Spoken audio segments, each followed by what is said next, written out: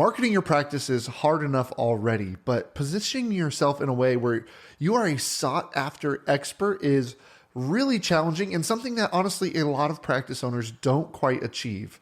Well, today my guest, Ann Cardin, the author of Expert in You, is going to talk about how to position yourself in a way that people look to you for your experience and expertise, and they are drawn and attracted to you, whether it's through public speaking or through online presentations or podcasts or whatever you're doing to get yourself out there, making yourself the expert. My name is Craig, and I'm the owner of Dacey Financial Coaching. Our team is on a mission to make your therapy practice permanently profitable. If you own a solo or group practice, we're here to help you build a business that creates more time, makes more money, and serves more people. This is the Therapy Business Podcast.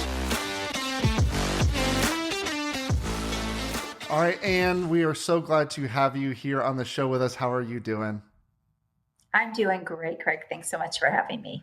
Yeah, I'm super excited for this one. I was perusing when we first got in contact, which I feel like has been a little while ago.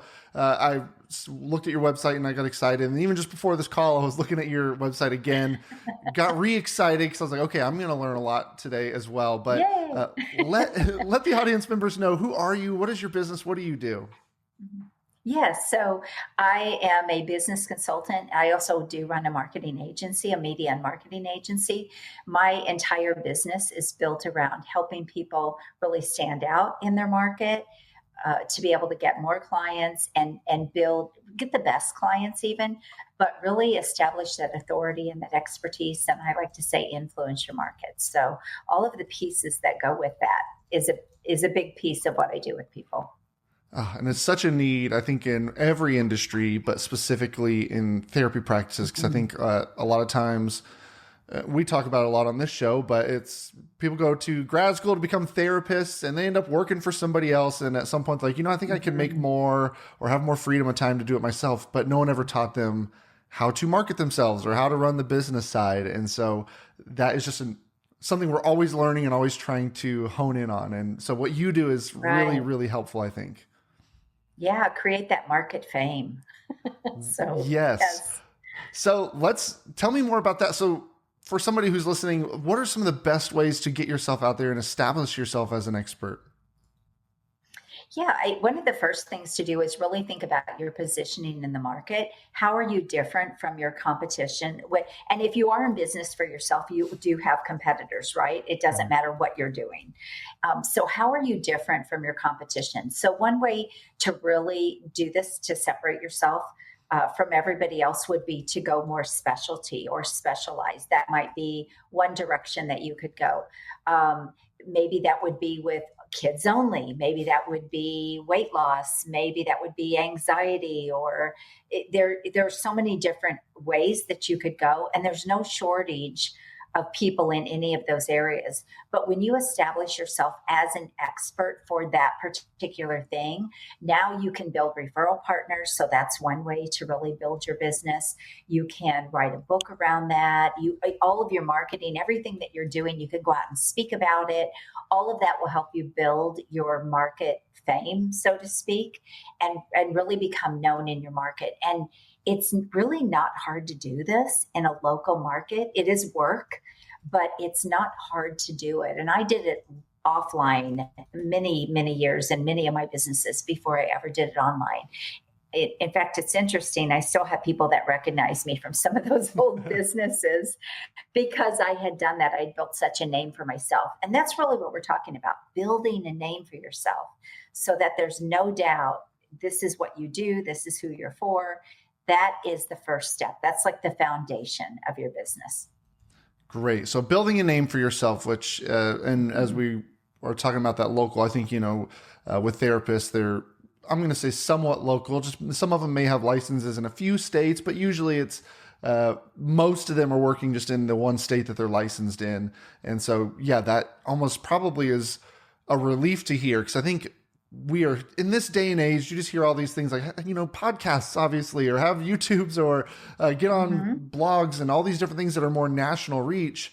And concerns I hear a lot of times are, well, what if people come to me and I'm reaching out to people who I can't even work with because of that? So Thinking on the Mhm. local side, where should somebody start? If somebody were to come to you for the first time, be like, I'm trying to build a name for myself. What are some of the tips you give them for the best place to start? Yeah, and some of this is going to depend on who your market's going to be or how you're going to establish yourself in the market. So, for example, if you're going to target kids, TikTok might be the place, right? If you're going to target high level professionals, LinkedIn might be your place. So, it's really about understanding first who are you trying to reach and being uh, very prominent on that platform, but Mm. then also how can you now also get to them offline? So it's the best model is a hybrid model where you're doing a lot online and you're doing a lot offline. But offline would be things like speaking, building partnerships. You could be running events, you could be running small workshops or partnering with people and doing offline events. I did all of that for years. But you can also really build your business online as well, even if you're trying to do it local. In fact, it's easier to do it locally because you can run paid ads. You can have that podcast, that show, that YouTube channel. I always say you should have an expert platform, and that's usually going to include some sort of show or something that you're doing to really continue to build on your expertise and let people see what you're all about. So now people do vote online before they ever come and talk to somebody offline, unless even if you're referred, people still check you out. You really need a very strong online brand and presence and expert platform. So I would say both of those things are places to start. Is that helpful? That's so helpful. Yeah. And that's good to hear that both, even locally, online is still valuable. 'Cause as you're saying, I'm like, that's true. Yes. People Somebody are coming, there. they are there. Yeah. Yes. And they're coming to Yes. see your content. And if you're going to be Hmm. leading, if they're looking for a therapist and they go to a website and there's videos of you talking and there's a podcast of you talking, Hmm. you create that connection and it's such a relationship based Yes. It engagement that warms them up. yes. Yes. So Yeah. that's It, huge. And I guess reaching too many people is a good thing, right? Yeah, absolutely. And here's the other thing. So I like to expand people's minds Mhm. when I'm talking because I help people build businesses. One of the things that you can do is you can partner with people. So if you can only work with somebody locally, you still can partner with people in other states. And there's ways that you can still work together and build other revenue streams. There are other things you can do to build more revenue into your business versus just trading your time for money.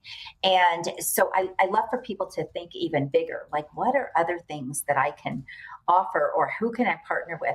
But not only that, when you establish yourself as an authority and an expert and you're influencing people, even in your local market, you can also get paid more premium fees. You could attract even better patients, if you call them patients, you could attract even better people to your business. So all of those things build your revenue and they start to build your business. But more than anything, you when you build that authority, there's no question about you being the best. And so you think about that doing the heavy lifting for you. Now you don't have to when people come to you, they're going to be ready. They're about 80 to 90% ready to work with you because they do feel like they know you, they already like you if they've seen you out there.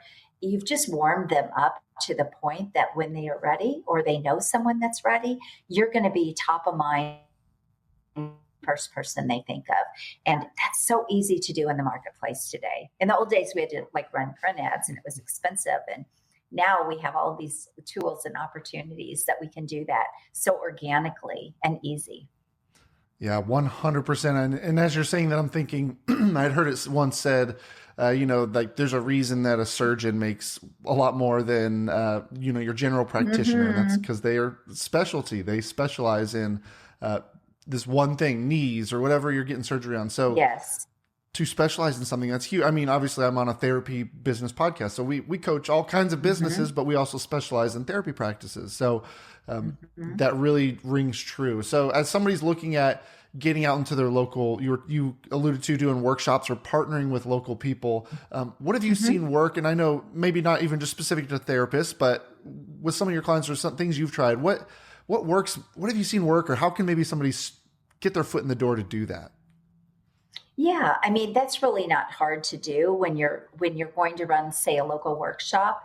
So one of the easiest ways is to find out who else has got your people. So first you have to establish that foundation. What are you going to be known for? What are you going to be the expert and the authority for? I worked with a therapist and she was able to charge 3 times more than other people per hour because she worked with people that had eating disorders. Well, that's very special.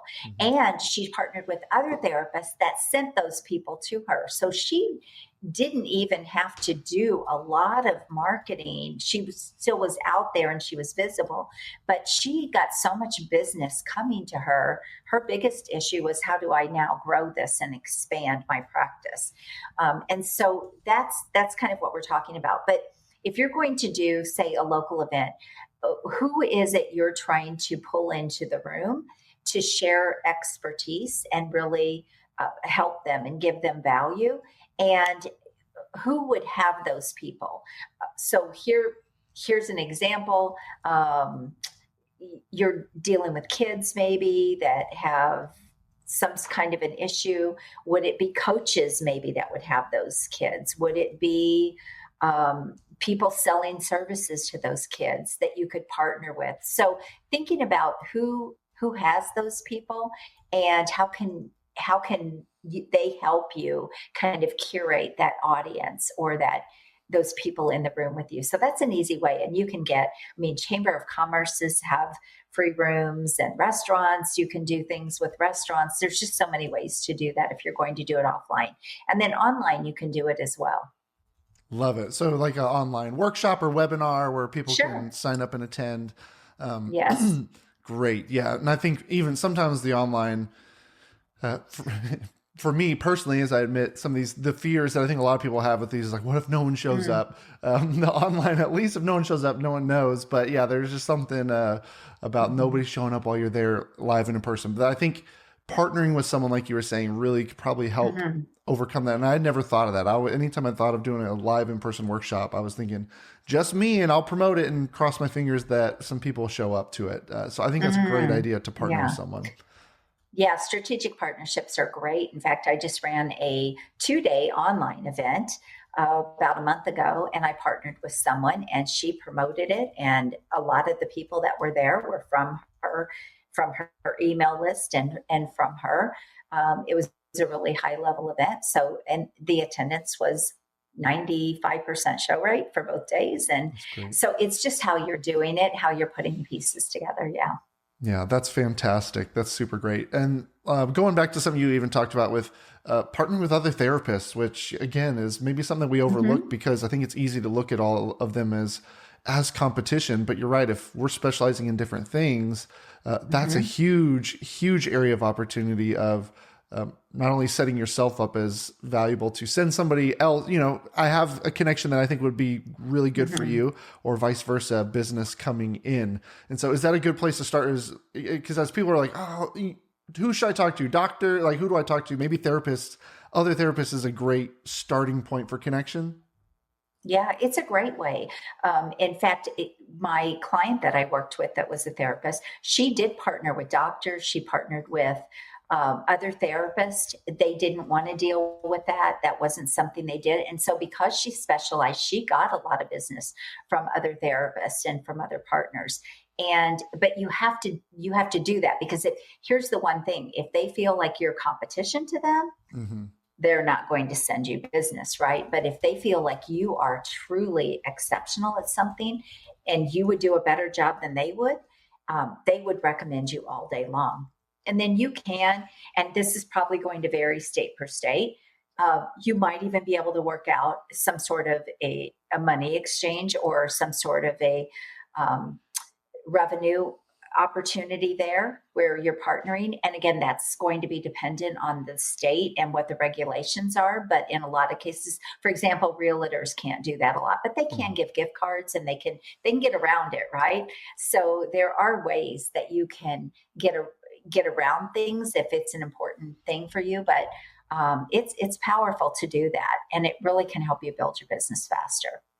Yeah, that's great. And I think so even going back to what you said to start with, which was figuring out what you're going to be known for. And Hmm. then maybe from there it's seeking out other therapists who so let's say you're like, I'm going to be known for trauma. And so you're like, I'm not going to really want to do marriage counseling or work with kids or any of those. And so that's a great place to start looking out is, okay, who are those people Hmm. that specialize in that who maybe don't want to do trauma? Or I also know Yeah. there's different licenses that people carry. So if anyone listening has a specific license, maybe connecting with people who don't have that, because you're going to be, they can start sending those people to you because maybe they can't or don't want to handle them. So there's a lot of opportunity there. Uh, Yeah.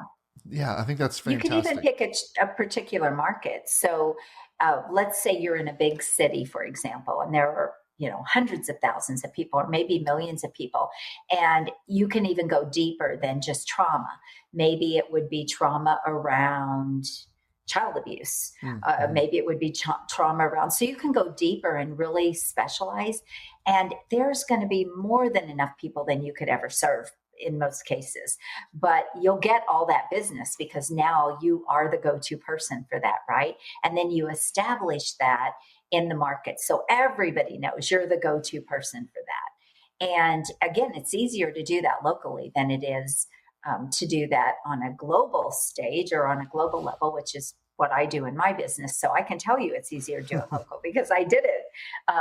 But yeah, but even globally, you can set yourself apart in the industry or in your field that you're in.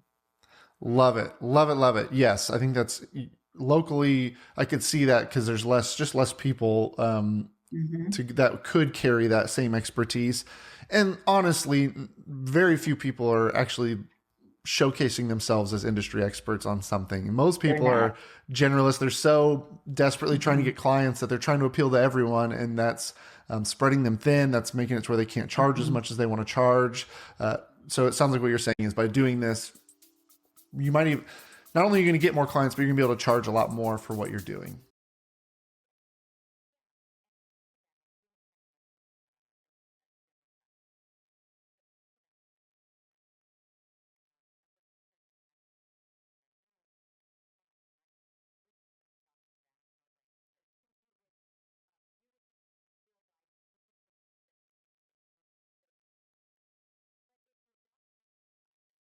Yes. Yeah. And if you think about, you had kind of mentioned a general practitioner, right? So if you think about a brain surgeon has this instant credibility, this trust, right? You wouldn't go shopping around for a brain surgeon. You would just realize, you would just believe that they knew what they were doing if they were a brain Right. surgeon. But if your doctor retired, you just go find another doctor, right? So, and you're only going to pay them so much for that visit. And so that's really what we're talking about here. It's about really elevating your brand and elevating what you're so great at and what you do that would be completely different from other people in the market. And it really does make you the go-to, and people don't question the pricing or the money when you are specialized, when you are the brain surgeon. You wouldn't go price shopping for a brain surgeon. You just, right? And so Right. it's the same thing. And that might sound like a silly comparison, but it really truly is the same thing. When they believe you're the only person, the go-to, they're going to, they're going to pay for that. Yeah, and a lot of our therapists are, some of them want to take insurance, but I would say majority are feel stuck taking insurance and they want to switch over to private pay where they Hmm. can dictate their rates. There's a lot of Yes. fears and stigmas around it, fears of leads dropping out, but also just value and will people pay what I'm asking? And Hmm. so it sounds like having that specialty can really, really help bridge that. Because even the people who maybe they have insurance, like, no, I want to hire you because you are the Hmm. industry expert on this and it's worth the extra money out of Right. my pocket to get it. Well, and here's another way to look at it. And I don't really know what therapy rates are and things like that, but here's a way that you can think about it. If you're charging, let's say $300 an hour, okay, and or you're selling a package, maybe if you're selling something and you know that they're going to need this many sessions and you're selling it almost like a package. But let's just say you're charging $300 an hour, and three people would be $1,000, or you could work with 10 people at $100. I mean, which is not going to grow, right? Right. Because you're going to max out, you're going to tap out. And so that's really what we're talking about. So just because you don't take everyone doesn't mean that your business can't grow, because you're going to max out at some point anyway. And so if you think about that, it's a lot less work. It doesn't mean you can't take on other people if you want to do that, or maybe you can offer some sort of a scholarship programming or something. You can offer some sort of help to certain people, but for the most part, you're still one person. So it's what do you want to make from that practice? You're building a business. If you And there's overhead and there's things that you Mhm. have to pay for in that business. So you can't think about yourself like an hourly employee. It doesn't work in a business. You have to be able to, I always say you need to be able to make 3 times what you would as an employee just to make the same amount of money.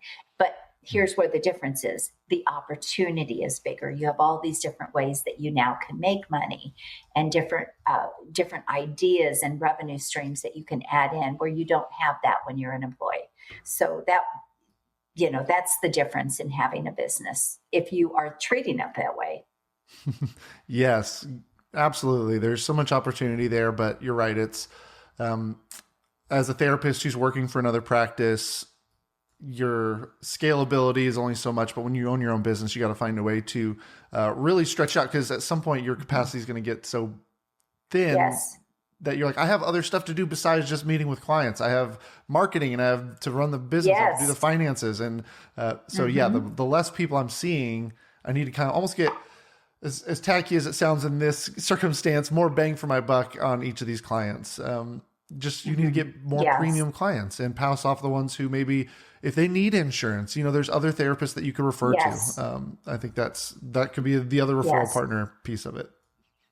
But it is hard to do this if you don't do the other things we've talked about. If you're not the specialist, if you Mm. haven't, you really don't stand out in your market. It's really hard to do that. It's hard to justify the prices. It's hard to justify the increase. So it's not just one piece. Oh, raise your prices, right? It's all of these things that build a more powerful, robust practice. And by the way, that client that I was talking about, I mean, she's expanded, she's put in massage therapy, and she's put in all these other revenue streams. But because she was making the money in her practice, she had Mhm. the funds and she was able to do a lot of other things. And that's really what we're talking about. So the opportunity is bigger to make more money. If you're only thinking about it like a job, why not just work for someone? I mean, why the whole reason people want to be in business is the opportunity to make more money, better their life, um, be able to set their hours, all of those things. But if you're not building in the right way, none of those things are going to happen. You're going to have more headache for less. Yeah, completely agree. So establishing your area of expertise, then starting to leverage that. So we talked about getting, Hmm. with other network partners or referral partners, and making that Hmm. yourself known in that realm. I assume updating your website and making sure that it's targeted to that All specific. of that. Yes. So when somebody's, like we talked about, maybe it's childhood trauma is what you're focusing on. And so that's what the Hmm. messaging on your website is speaking to. Hmm. When somebody's ready to get themselves out there and do public speaking, I know we talked about doing like workshops. Well, do you work with clients a lot, or I assume you recommend, but getting like maybe speaking at conferences or speaking at other things that people Yeah, have built out? absolutely. All that. Yes. Yes. I say step into the expert spotlight, speak, sell, and scale. So that's sort of yes. So when you're out there going, getting in front of the right audience, speaking at conferences can be huge. Let's say you want to do mental health or mental wellness in a corporate environment. You're going to have to get out there and speak, right? You're going to have Mm. to be seen and heard. So it really, all of this is part of a marketing strategy that's going to fit what you're trying to accomplish. And there's no one size fits all here. When I work with my clients, we figure out what's going to be the best path for them.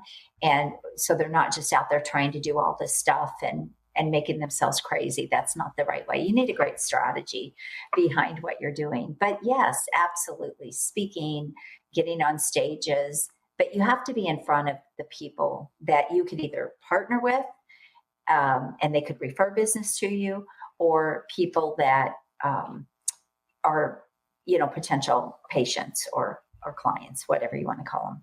Okay, that's great to know. That's a good point, because I don't know, they could be out there, but I was like, I don't know how many people go to conferences just for trauma or whatever it is they're doing. But Right. maybe it's the referral. You're going to conferences where you're right, other network partners that maybe you can Mhm. work with, that you can connect with. Awesome. Yeah. And so I think it's great. You're talking about all these ideas, but like you said, there's got to be a strategy behind it, because I think that's Mhm. where a lot of people get stuck. So when somebody comes to you to work with you, what does that look like? Tell me about how you help Mhm. clients kind of create that strategy. Yeah, the first thing we want to do is figure out, what do you want this business to be for you? How much money do you want to make? So I like to help people make $1 million leap. How can you make $1 million leap? And so that's going to come down to, first, your offer creation. Like, what are the packages or the offers that you have put together that you're selling? How are you going to be established in the market? What is that positioning? How are you going to be different from your competition? So we look at all those foundational pieces, and we do all of that before we start marketing, because you can't market with the right strategy until those basic things get in place. What are you selling? Are your packages going to get you to the money that you want? For example, I mentioned if you want to make $1,000 working with 10 people, okay, what is your capacity? We have to look at that, right? And so, what would be the model of your business that could get you to the revenue that you want? So, all of that has to happen first, and getting really dialed in on that specialty and what that looks like. Then I help people put really what I call the influence strategy in place and the visibility strategy in place. Okay, you need to do what I call as high impact marketing. And I already mentioned it: write a book, do a show, be out there, be visible, speak on stages, run workshops virtually, offline. All of that starts building out your visibility. And it also raises your authority and establishes you in the market as the go to and as the expert for what it is you do. So that becomes then the next piece. And then obviously you have to be able to close sales. And then what do you do beyond that? How can you grow that thing beyond you? What are the ways that you can continue so that you have a real business and not just a job for yourself? So many people create a job for themselves, but they don't. But you're in business. If you're in business, you've got opportunity to build your wealth and impact more people.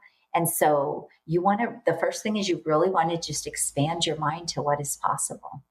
Yeah, that's amazing. And I know a lot of people that resonates. I know that firsthand with some of my clients who've really been struggling to get themselves out there as experts and industry experts, and finding Mhm. these opportunities. And so I know there's got to be people listening who are hearing, this is what I'm looking for. I need help because I feel overwhelmed with it all. So how can somebody get in contact with you if they're saying, I want her to help me do all this? Yes. So you can book a call with me at acardin.com. And you can also follow me on social. I have a big YouTube channel, but you can go to my website at annlcardin.com if you want to just check things out and just learn a little bit more. But yeah, book a call if you're interested in doing that. Yes, I recommend everyone does. I think that's a great. It's so important, and I think that's probably something a lot of people are lacking. And so we'll put all those links in the show notes below. And I've learned. I took a whole page of notes here. I learned a lot already for myself, Oh, and that's so awesome.